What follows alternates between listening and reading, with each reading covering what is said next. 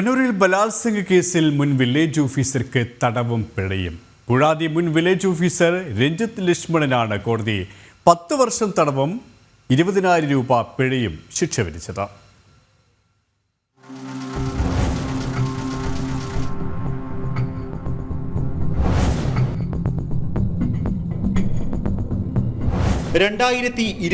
ായിരുന്നു കേസിനാസ്പദമായ സംഭവം.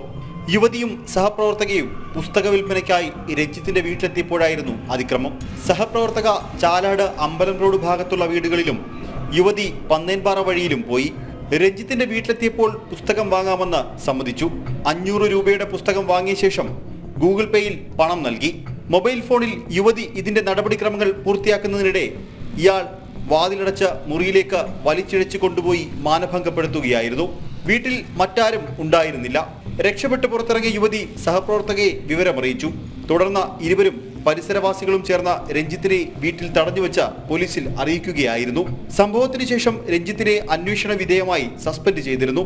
കേസിന്റെ വിചാരണ പൂർത്തിയാക്കി കണ്ണൂർ ഫാസ്റ്റ് ട്രാക്ക് സ്പെഷ്യൽ കോടതിയാണ് ശിക്ഷ വിധിച്ചത്. ജനം, കണ്ണൂർ.